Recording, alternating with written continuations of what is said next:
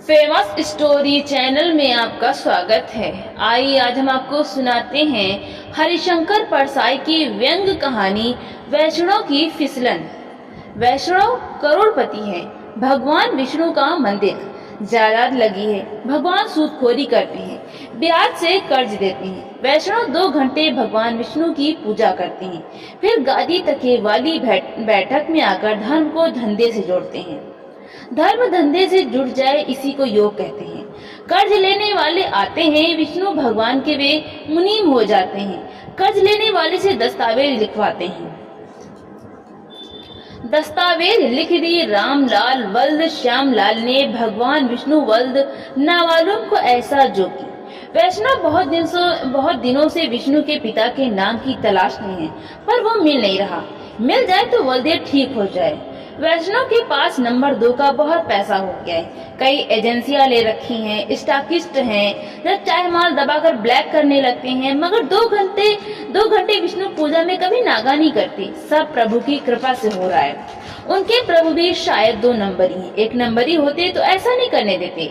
वैष्णव सोचता है अपार नंबर 2 का पैसा इकट्ठा हो गया, इसका क्या किया जाए। बढ़ता ही जाता है, प्रभु की लीला है, वही आदेश देंगे कि क्या किया जाए।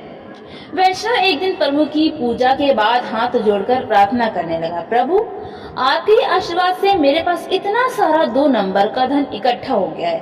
अब मैं इसका क्या करूं? आप ही रास्ता बताइए। मैं इसका क्या करूं प्रभु? कष्ट हरो सबका। तभी वैष्णव की शुद्ध आत्मा से आवाज उठी, अधम माया जोड़ी है तो माया को उपयोग भी सीख। तू एक बड़ा होटल खोल, आजकल होटल बहुत चल रहे हैं। वैष्णव ने प्रभु का आदेश मानकर एक विशाल होटल बनवाई। बहुत अच्छे कमरे, खूबसूरत बाथरूम, नीचे लॉन्ड्री, नाई की दुकान, टैक्सियां, बाहर बढ़िया लॉन, ऊपर टेरेस गार्डन। और वैष्णव ने खूब विज्ञापन करवाया। कमरे का किराया 30 रुपए रखा। फिर वैष्णव के सामने धर्म संकट आया। भोजन कैसा होगा? उसने सलाहकारों से कहा, मैं वैष्णव हूँ, शुद्ध शाकाहारी भोजन कराऊंगा। शुद्ध घी की सब्जी, फल, दाल, रायता, पापड़ वगैरह। बड़े होटल का नाम सुनकर बड़े लोग आने लगे, बड़ी बड़ी कंपनियों के एग्जीक्यूटिव, बड़े अफसर और बड़े सेठ। वैष्णव संतुष्ट हुआ। फिर वैष्णव ने देखा कि होटल में ठहरने वाले कुछ असंतुष्ट हैं। एक दिन कंपनी का एक एग्जीक्यूटिव बड़े तैश में वैष्णव के पास आया, कहने लगा, इतने महंगे होटल में हम क्या ये घास पत्ती खाने के लिए ठहरते हैं? यहाँ नॉनवेज का इंतजाम क्यों नहीं है? वैष्णव ने जवाब दिया, मैं तो वैष्णव हूँ, मैं गोश्त का इंतजाम अपने होटल में कैसे कर सकता हूँ? उस आदमी ने कहा, वैष्णव हो तो ढाबा खोलो, आधुनिक होटल क्यों खोलते हो? तुम्हारे यहाँ आगे कोई नहीं ठहरेगा। वैष्णव ने कहा, यह धर्म संकट की बात, मैं प्रभु से पूछूंगा। उस आदमी ने कहा, हम भी बिजनेस में हैं, हमको धर्मात्मा नहीं, न आप न मैं। वैष्णव ने कहा, पर मुझे तो यह सब प्रभु विष्णु ने दिया है, मैं वैष्णव धर्म के प्रतिकूल कैसे जा सकता हूँ? मैं प्रभु के सामने नतमस्तक होकर उनका आदेश लूंगा।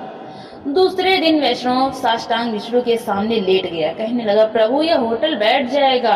ठहरने वाले कहते हैं कि हमें यहाँ बहुत तकलीफ होती है। मैंने तो प्रभु वैष्णव भोजन का प्रबंध किया है, पर वे मांस मांगते हैं, अब मैं क्या करूँ? वैष्णव की शुद्ध आत्मा से आवाज आई, मूर्ख, गांधी जी से बड़ा वैष्णव इस युग में कौन हुआ है? गांधी का भजन है, वैष्णव जन तो तेणे कहिए, जे पीर पराई जाने रे। तो इन होटलों में रहने वालों की पीर क्यों नहीं जानता? उन्हें इच्छानुसार खाना नहीं मिलता, इनकी पीर तू समझ और उस पीर को दूर कर। वैष्णव समझ गया। उसने जल्दी ही गोश्त, मुर्गा, मछली का इंतजाम करवा दिया। होटल के ग्राहक बढ़ने लगे। मगर एक दिन फिर वही एग्जीक्यूटिव आया, कहने लगा, हाँ अब ठीक है, मांसाहार अच्छा मिलने लगा, पर एक बात है। वैष्णव ने पूछा, क्या? उसने जवाब दिया, गोश्त के पचने की दवाई भी तो चाहिए। वैष्णव ने कहा, लवण भास्कर चूर्ण का इंतजाम करवा दूं? एग्जीक्यूटिव ने माथा ठोका, कहने लगा, आप कुछ नहीं समझते, मेरा मतलब है शराब, यहाँ बार खोलिए। वैष्णव सन्न रह गया, शराब यहाँ कैसे पी जाएगी? मैं प्रभु के चरणामृत का प्रबंध तो कर सकता हूँ, पर मदिरा, हे राम। दूसरे दिन वैष्णव ने फिर प्रभु से कहा, प्रभु वे लोग मदिरा मांगते, मैं आपका भक्त, मदिरा कैसे पिला सकता हूँ? वैष्णव की पवित्र आत्मा से आवाज आई, मूर्ख, तू क्या होटल बैठाना चाहता है? देवता सोमरस पीते थे, वही सोमरस यह मदिरा है। इसमें तेरा वैष्णव धर्म कहाँ भंग होता है? सामवेद में 63 श्लोक सोमरस अर्थात मदिरा की स्तुति में है। तुझे धर्म की समझ है या नहीं? वैष्णव समझ गया, उसने होटल में बार खोल दिया। अब होटल ठाठ से चलने लगा। वैष्णव खुश था। फिर एक दिन एक आदमी आया, कहने लगा, अब होटल ठीक है, शराब भी है, गोश्त भी है, मगर मारा हुआ गोश्त, हमें जिंदा गोश्त भी चाहिए। वैष्णव ने पूछा, ये जिंदा गोश्त कैसा होता है? उसने कहा, कैबरे, इसमें औरतें नंगी होकर नाचती हैं। वैष्णव ने कहा, अरे बाप रे। उस आदमी ने कहा, इसमें अरे बाप रे की कोई बात नहीं, सब बड़े होटलों में चलता है, ये शुरू कर दो तो कमरों का किराया बढ़ा सकते हो। वैष्णव ने कहा, मैं कट्टर वैष्णव हूँ, मैं प्रभु से पूछूंगा।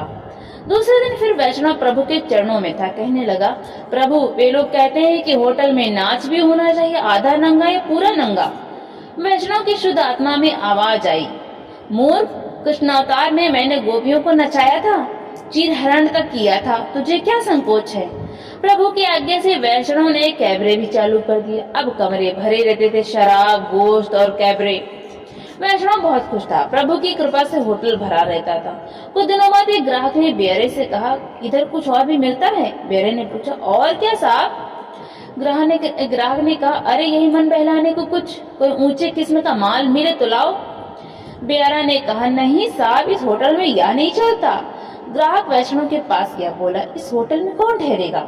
इधर रात को मन बहलाने का कोई इंतजाम नहीं है। वैष्णव ने कहा, कैबरे तो है साहब। ग्राहक ने कहा, कैबरे तो दूर का होता है, बिल्कुल पास का चाहिए, गर्म माल कमरे में। वैष्णव फिर धर्म संकट में पड़ गया। दूसरे दिन वैष्णव फिर प्रभु की सेवा में गया, प्रार्थना की, कृपा निधान, ग्राहक लोग नारी मांगते हैं, पाप की खान, मैं तो इस पाप की खान से जहाँ तक बनता है दूर रहता हूँ, अब मैं क्या करूँ? वैष्णव की शुद्ध आत्मा से आवाज आई, मूर्ख, यह तो प्रकृति और पुरुष का संयोग है, इसमें क्या पाप और क्या पुण्य, चलने दे।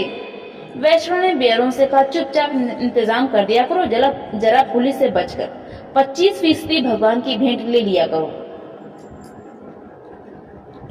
अब वैष्णव का होटल खूब चलने लगा। शराब, गोश्त, कैबरे और औरत, वैष्णव धर्म बराबर निभ रहा है। इधर यह भी चल रहा है। वैष्णव ने धर्म को धंधे से खूब जोड़ा है। तो दोस्तों, आपको ये कहानी कैसी लगी? लाइक करें, ज्यादा से ज्यादा शेयर करें और कमेंट करके हमें जरूर बताएं कि किस तरह की कहानी आप सुनना चाहते हैं। अगर आप हमारे चैनल पर नए हैं तो